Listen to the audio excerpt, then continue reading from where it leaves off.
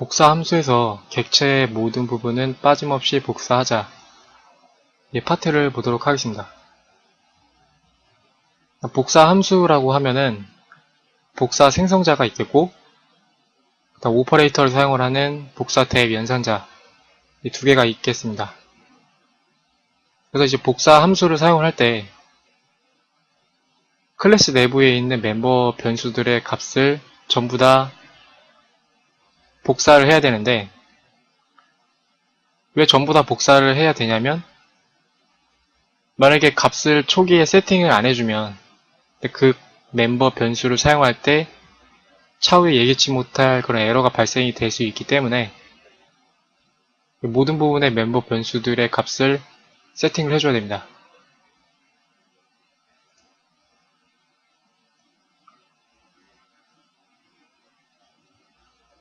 그래서 코드를 보면은 cbase라는 클래스가 하나 있고, 그 다음에 이제 복사 생성자가 있고, 그 다음 오퍼레이터를 사용하는 복사 대입 연산자가 있습니다.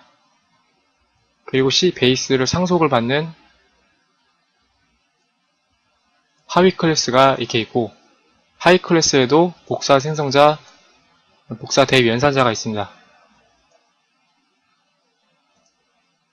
지금 생성자를 보면은 생성자에서 멤버 이니셜라이저를 사용을 해서 상속 클래스를 호출해주는 그런 게 되겠습니다. 그래서 요거를 사용을 해서 상속 클래스의 멤버 변수들을 값을 세팅을 해주는 게 되겠고, 메인 부분에서 이 복사 생성자와 복사 대입 연산자를 사용을 해서 값이 제대로 세팅이 됐는지 그걸 확인하는 문이 있는데, 하이 클래스 두 개에 대한 객체를 이렇게 만들어줍니다. 보면은 이게 인트형, 정수형, 인트형 멤버 변수, 그 다음에 플롯형 멤버 변수 두 개가 있는데 각각 두 개를 이렇게 세팅을 해주는 게 되겠고,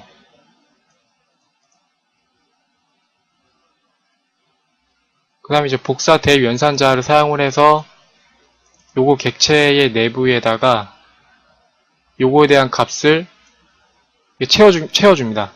그런 다음에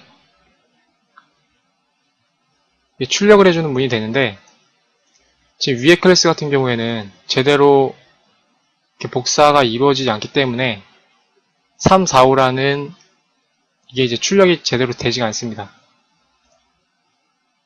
그래서 보면은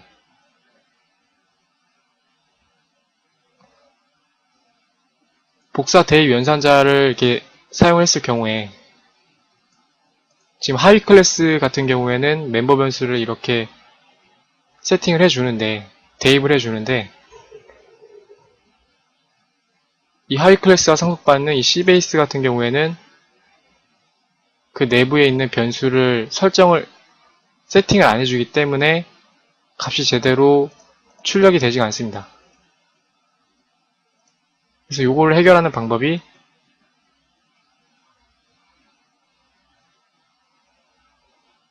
복사 생성자를 먼저 보면은, 복사 생성자 같은 경우에는 얘가 이제 생성자니까 멤버 이니셜라이저를 사용을 해서 직접적으로 호출하는 문으로 사용을 할 수가 있고, 만약에 이제 요거를 쓰지 않으면은 디폴트 생성자가 실행이 됩니다.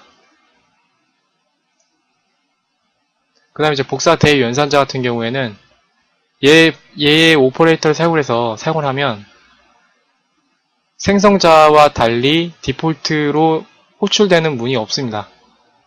그렇기 때문에 직접적으로 호출을 해줘야 되고,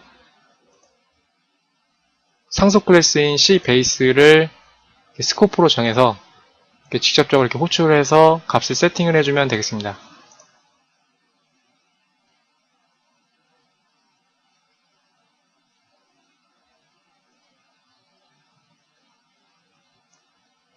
이 복사 생성자하고 복사 대입 연산자하고 그 내부에 이제 값을 전부 복사하는 것 자체가 중복 코드가 발생이 될 수가 있는데, 중복 코드가 발생이 됐다고 해서 복사 생성자에서 뭐 대입 연산자를 호출하거나 아니면 그 반대로 대입 연산자에서 복사 생성자를 호출하는 거를 하면 안 됩니다. 왜냐하면은 만약 생성도 안 됐는데 대입 연산자를 사용을 해서 대입을 한다는 것 자체가 말이 안 되는 거고, 그리고 반대로 이미 생성이 되었는데 복사 생성자를 사용을 해서 또 생성이 이미 됐는데도 또 생성을 해서 대입을 하는 것 자체가 일단 말이 안 되기 때문에 중복 코드가 있다고 해서 이렇게 호출하는 형태가 되면 안 되겠고,